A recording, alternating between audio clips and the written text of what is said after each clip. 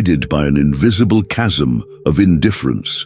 On one side, sumptuous banquets, purple garments, laughter and music.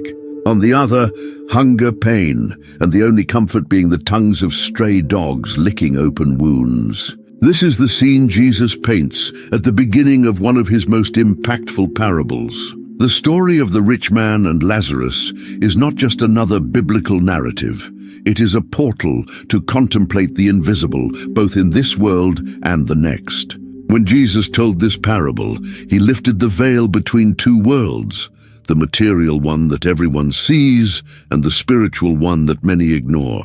It is the only account where Jesus gives a name to a character in his parables, Lazarus, which means God helps, while leaving the rich man anonymous in a provocative inversion of human values. Why does this story remain so disturbing after 2 millennia?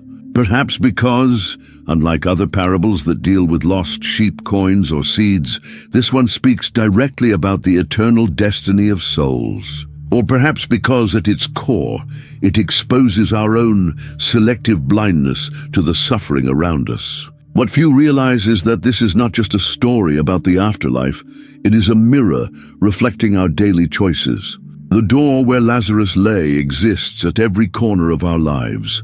The unbridgeable chasm of the other world begins to be dug in the small indifferences of this life. Prepare yourself for a journey through this extraordinary parable that challenges not only our beliefs about heaven and hell, but more importantly, our way of living here and now. For as we will discover, the true chasm to be feared is not the one that separates comfort from torment after death, but the chasm of indifference that we may cultivate in our hearts while still alive. In those days, on the streets of Jerusalem lived a man of great wealth. His mansion stood majestically among ordinary houses, with walls adorned with gold and precious stones that sparkled under the Judean sun. It was not just a house. It was a palace for a single man. The curtains that adorned its windows were purple, brought from Egypt in caravans that crossed entire deserts just to satisfy his whims. The furniture in his home was not merely objects to sit or rest on. Each piece had been carefully carved by skilled craftsmen using the finest and most expensive woods. Where others had simple benches, he had thrones. Where others slept on mats, he rested on elevated beds with the softest pillows. Every morning, this man dressed in clothes that many could not even touch in their entire lives. His tunics were purple, a color reserved for royalty, dyed with a pigment so costly that thousands of tiny marine snails were needed to produce enough for a single garment. Beneath these tunics, his skin never knew the roughness of common fabrics, for he wore fine linen imported from distant lands, as smooth to the touch, as costly to the pocket. His table lacked nothing. While most people ate bread and olives, with meat only on special occasions, he enjoyed daily feasts. His servants prepared elaborate dishes every day with rare spices, exotic meats, out-of-season fruits, and wines aged in the finest cellars. He ate not to nourish himself, but to indulge, and what remained from his table could have fed entire families. His social circle was as exclusive as his possessions. The wealthiest merchants, influential religious leaders, and high-status individuals who sought his friendship and connections came to his home. The conversations revolved around business, politics, and the latest rumors of high society. It was a closed world where the common concerns of the people had no place. What made this man truly poor in the eyes of God was not his wealth, but his attitude towards it. In his heart, he firmly believed that everything he possessed was solely the result of his own effort and skill. He never raised his eyes to heaven to give thanks, never saw his possessions as a blessing that carried responsibility. He considered himself deserving of everything he had, and did not recognize that his wealth might have been entrusted to him to bless others. At the same time, and separated by only a few meters, but by an abyss in conditions, lived a man named Lazarus. Every morning, his family would carefully carry him and place him by the door of the rich man's mansion. It was not a randomly chosen spot. It was strategic, a mandatory passage for the homeowner and his visitors, where perhaps someone might notice his presence and offer him even a coin. Lazarus's body told its own story of suffering. His skin did not know the softness of fine linen, but the pain of open sores that covered much of his body. These were wounds that never fully healed, with no medical treatment or ointments to relieve the constant burning and itching. Every movement caused him pain. Every brush was a reminder of his condition. While the rich man enjoyed daily feasts, Lazarus experienced a constant hunger that was rarely satisfied. His eyes followed every dish that entered the mansion, and his stomach growled with the hope of receiving even the crumbs that fell from the rich man's table. But even those leftovers, which the servants often threw away, were denied to him, as if his hunger was invisible to those who passed by his side. In his loneliness and pain, Lazarus found unexpected company. The stray dogs, as despised and avoided by society as he was, approached and licked his open wounds. It was a gesture that many would consider repugnant, but for Lazarus, it perhaps represented the only gentle physical contact he received.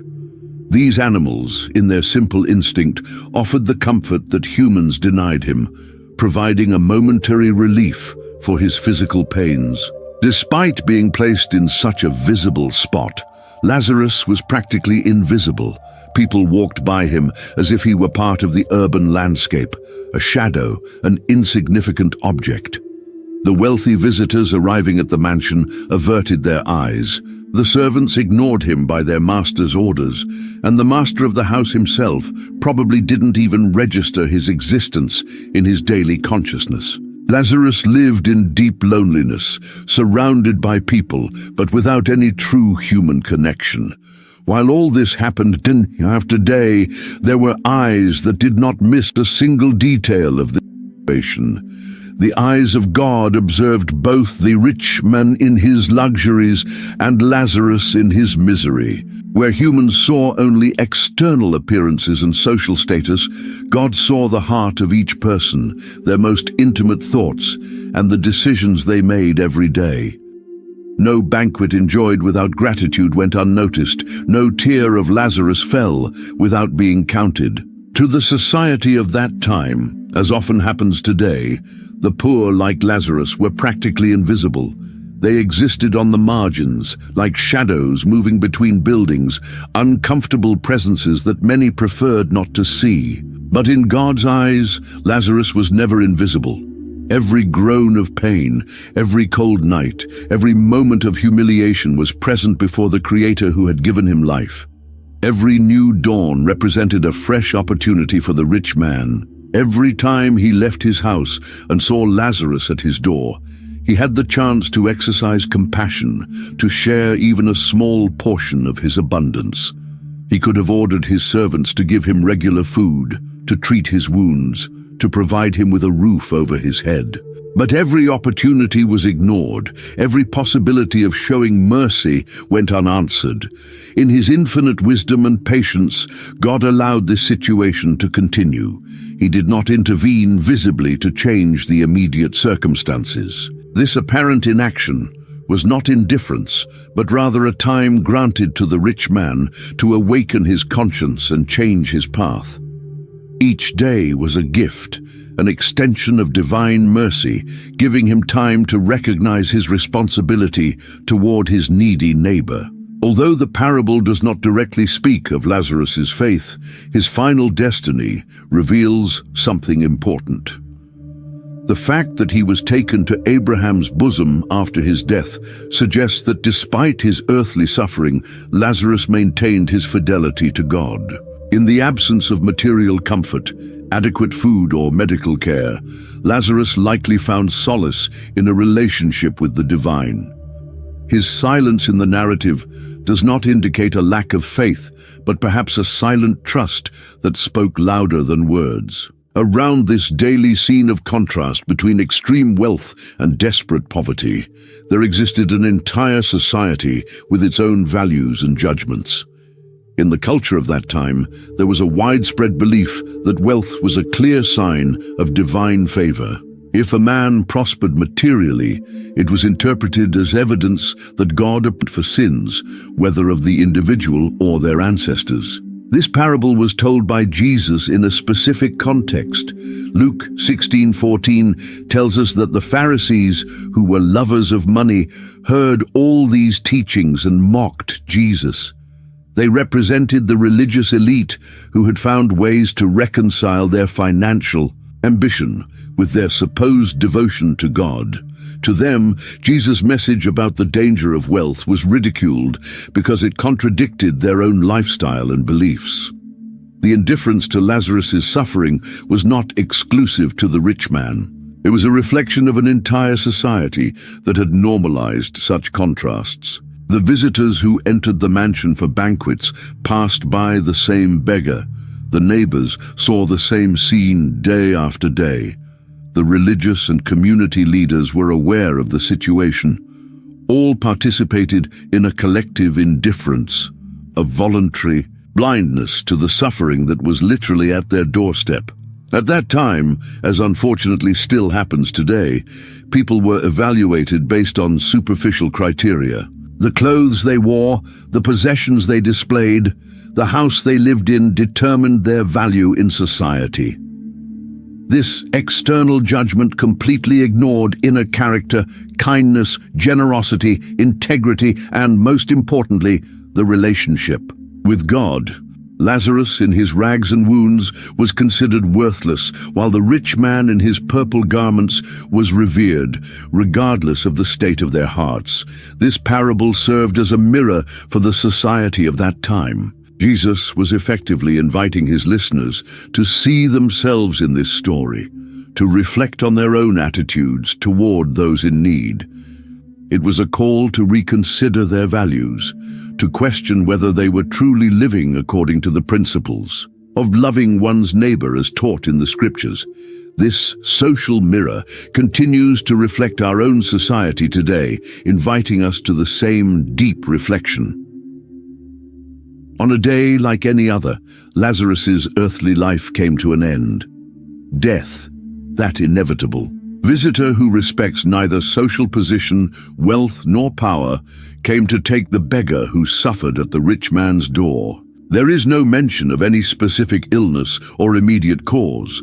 Perhaps it was a combination of years of malnutrition, lack of medical care, and constant exposure to the elements. His body, already weakened by so much suffering, finally gave.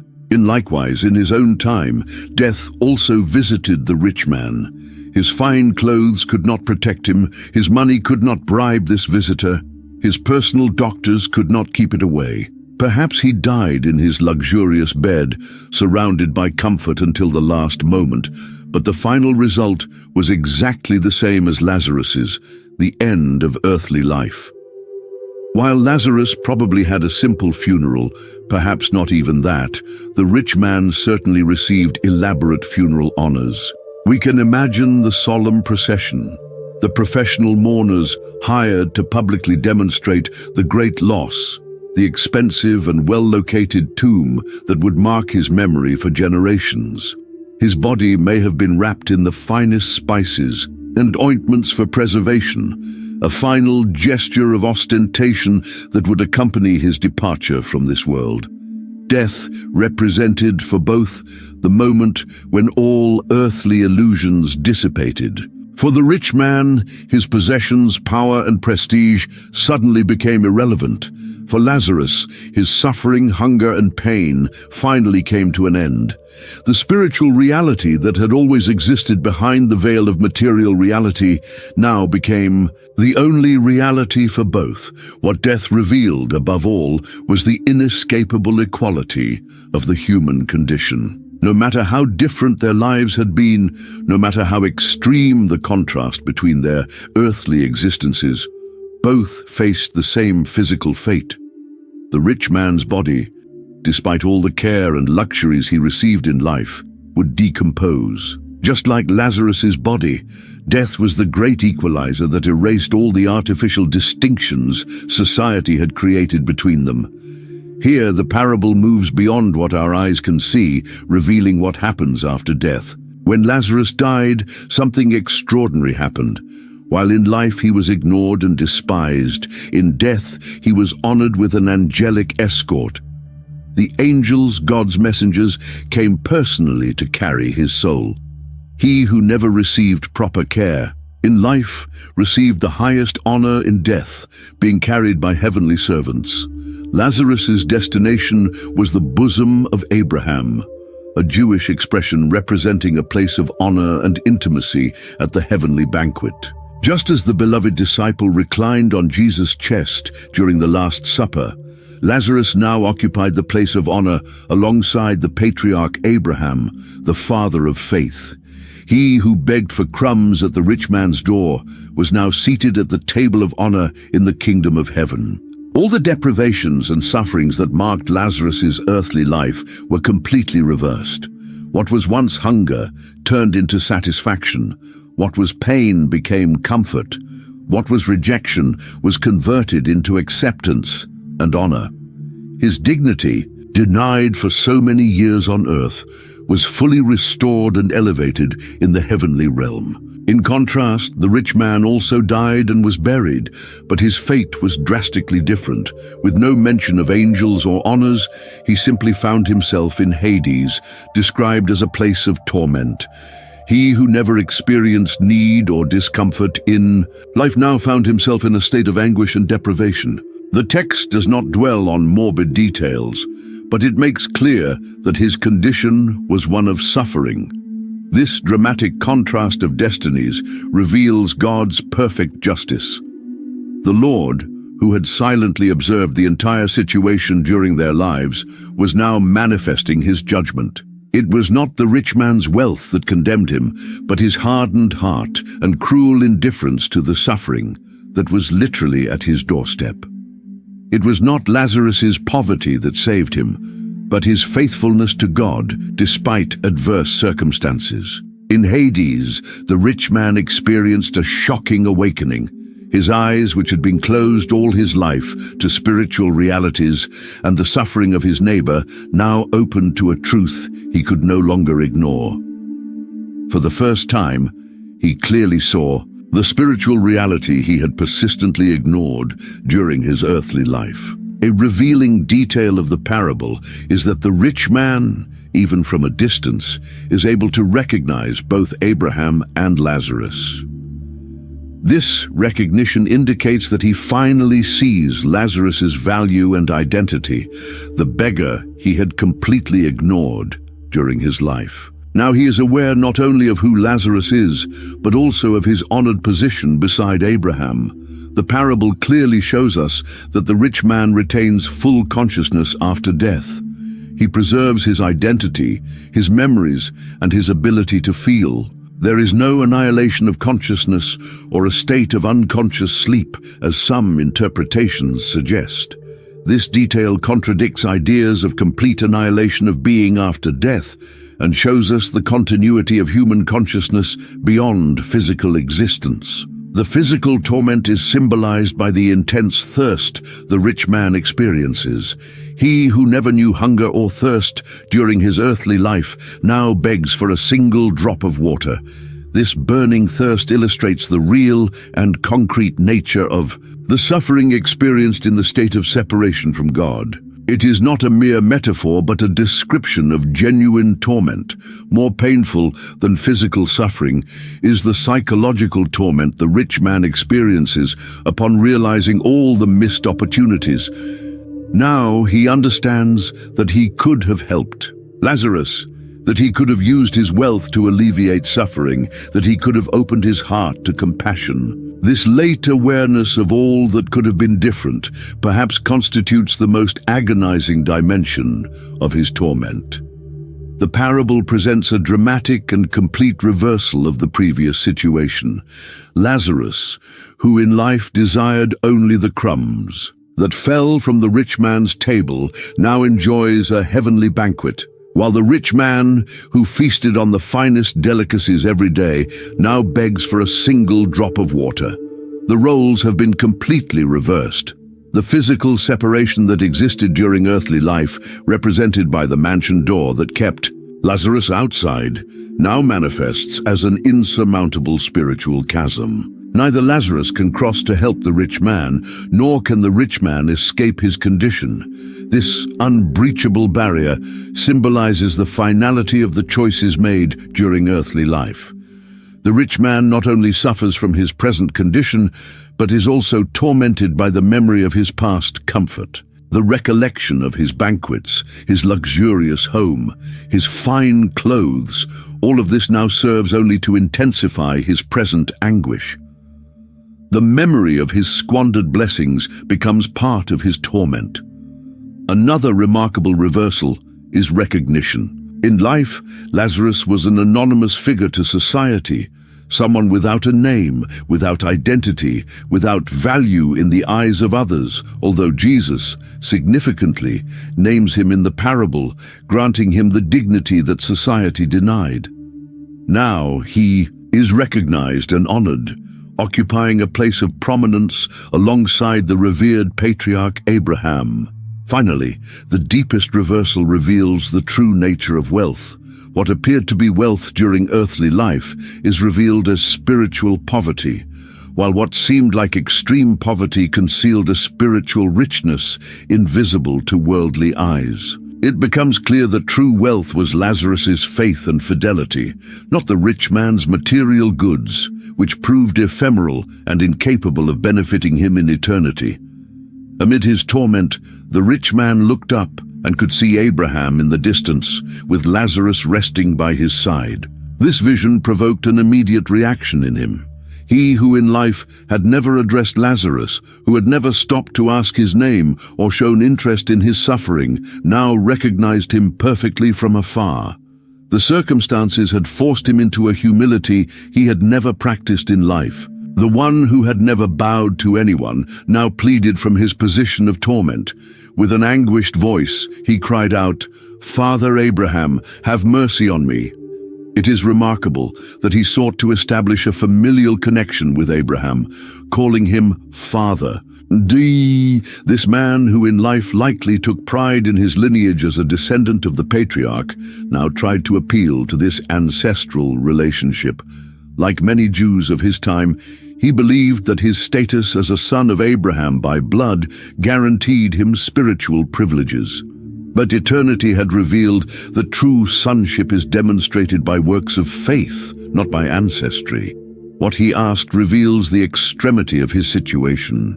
He who had enjoyed the finest wines in golden cups now begged for something incredibly modest. "Send Lazarus to dip the tip of his finger in water and cool my tongue." A striking contrast with the luxuries he had enjoyed in life. The irony is profound. The one who did not even give the crumbs that fell from his table now asks for just a drop of water. His description of his own suffering is revealing. "I am tormented in this flame." His words confirm the reality and intensity of spiritual suffering. It is not a metaphor or an allegory. The rich man experiences real torment, a painful separation from God and all that is good. It is the natural consequence of a life dedicated to moving away from compassion, generosity, and love for one's neighbor. Despite his desperate situation, something remains intact in the rich man, his mindset of superiority. Even from Hades, he sees Lazarus as someone who should serve him. He does not ask to speak directly with him, but asks Abraham to send him as if he were a servant to fulfill his desires. Not even in torment has his heart truly changed. Abraham's response begins with a surprising word, "Son." This respectful address acknowledges the rich man's physical relationship with the people of Israel. Abraham does not respond with mockery or disdain, but with the dignity and wisdom of a patriarch. However, this familial recognition does not change the reality of the situation or alleviate the rich man's condition. With firmness but without cruelty, Abraham reminds the man of his past life. Remember that you received your good things during your lifetime. And no, the key word here is received, not earned or deserved, reminding him that everything he had in life was ultimately a gift, not something to which he was entitled. And Lazarus received bad things, but now he is comforted here, and you are tormented. It is not revenge or arbitrary punishment, but the natural result of the choices made during life. Abraham explains that the current situation reflects perfect justice. The decisions made during earthly life have eternal consequences. The rich man had chosen his comfort in temporal life, accumulating treasures on earth rather than in heaven. Lazarus, despite his suffering, had apparently maintained his faith in God and now received eternal comfort. But there is another reason why the rich man's request cannot be granted. And besides all this, between us and you, a great chasm has been set in place, so that those who want to go from here to you cannot, nor can anyone cross over from there to us. This chasm was not created capriciously, but represents the final separation between those who choose God and those who reject Him. The division that the rich man maintained in life between himself and Lazarus had now become permanent and absolute. Despite the firmness of his response, Abraham speaks with a compassion worthy of the patriarch who interceded for Sodom and Gomorrah. There is no pleasure in his words, no satisfaction in the rich man's suffering. There is only the sad acknowledgement of a reality that can no longer be changed, the result of free decisions made during life. Upon realizing that his situation was irreversible, the rich man turned to Abraham again, but this time with a different request. I beg you, Father, send him to my father's house, for I have 5 brothers. Let him warn them, so they will not also come to this place of torment. For the first time, we see the rich man thinking of someone other than himself. This concern for his brothers could be interpreted in different ways. Perhaps it reflects genuine love and a sincere desire to spare them the suffering he was experiencing. Or maybe it reveals the horror he felt at the thought that they, who likely lived as he had lived, were on their way to the same fate. Whatever his motivation, it represents a belated awakening to a truth he had ignored all his life. Your request reveals an interesting assumption. You believe that if someone returns from the dead to warn them, your brothers will change their way of living. It assumes that a supernatural event, an extraordinary testimony, would be more convincing than all the teachings they already had available in the scriptures. If someone from the dead goes to them, they will repent, he affirms with conviction. By asking for his brothers to be warned, the rich man is implicitly admitting that his own life was a mistake. He acknowledges that the path he followed led him to ruin, and he does not want his brothers to end up the same way. It is a late but clear confession that the way he lived was not the right one, even if he may not yet fully understand why. His request is based on a common but mistaken assumption that spectacular signs produce genuine faith. He believes that if his brothers witnessed something as extraordinary as the appearance of a resurrected dead person, they would inevitably change their lives. But this reveals a superficial understanding of the nature of true faith and repentance. Abraham's final response is profound and revealing. If they do not listen to Moses and the prophets, they will not be convinced, even if someone rises from the dead. With these words, Abraham categorically affirms the sufficiency of the scriptures for salvation. The teachings of Moses and the prophets, all the scripture available at that time, contain everything necessary for a person to know God and live according to His will. This response directly rejects the "I need to see to believe" mentality that the rich man was proposing. Abraham contradicts the idea that supernatural manifestations are necessary to produce true faith. Miracles may temporarily impress, but they do not necessarily change the heart. The history of the people of Israel was filled with great miracles, and yet time and again they returned to disobedience. With his response, Abraham reveals the true nature of unbelief. It is not a problem of lack of evidence or insufficient testimony. It is a problem of the human heart that resists the truth already revealed. If a person rejects the clear moral and spiritual guidance of the Scriptures, they will not be convinced even by the most impressive of miracles. This statement by Abraham can be seen as a prophecy about the rejection that Jesus would face. It is remarkable to note that later in the biblical story, Jesus did indeed resurrect another man named Lazarus, John 11. And yet many of the religious leaders not only continued to reject his ministry, but also planned to kill both Jesus and the resurrected Lazarus. And more significantly, the very resurrection of Jesus, the greatest possible sign, is still rejected by many today. In the end, Abraham is highlighting the value of daily obedience to the already revealed divine truths. It is not extraordinary experiences, but daily faithfulness to the truths already known that shape character and determine eternal destiny. The parable values those who, without the need for spectacular signs, live by faith in God's promises and guidance already given through His Word.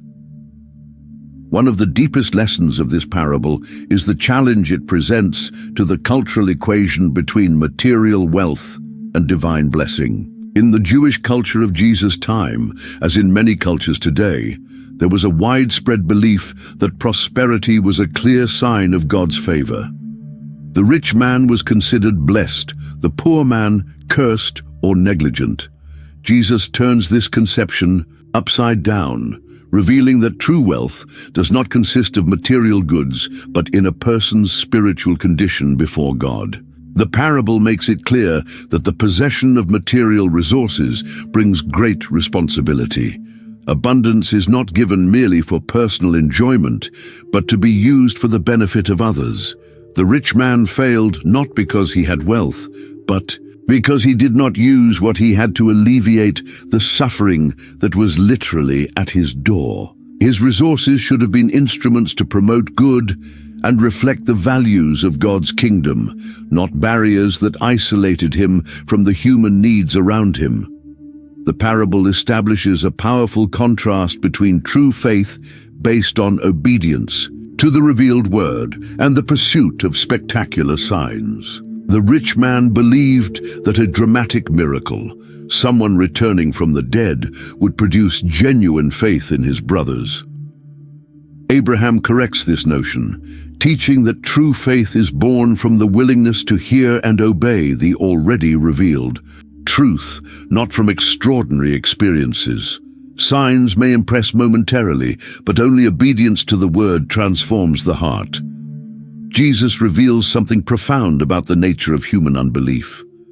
When Abraham says that the rich man's brothers would not believe even if someone rose from the dead, he indicates that resistance to faith is not primarily an intellectual problem or a matter of insufficient evidence. It is a moral and volitional resistance, a deliberate choice not to believe despite the evidence. When the heart is hardened against the truth, no amount of proof will be sufficient to persuade it. Ironically, this parable anticipates the rejection that Jesus' own resurrection would face. Jesus, the Word made flesh, the full revelation of God to men, would rise from the dead, the ultimate and definitive sign. However, many who witnessed his miracles and even his resurrection would continue to reject him. As Abraham had predicted, it was not the lack of evidence, but the hardness of heart that prevented faith. In the end, the parable invites us to a life of daily faithfulness to the truths already revealed in the Scriptures. It is not great religious experiences, moments of spiritual ecstasy, or supernatural manifestations that determine our eternity, but our willingness to live day by day according to God's revealed will in His Word. This simple, constant and faithful obedience is more valuable in God's eyes than the pursuit of extraordinary experiences or impressive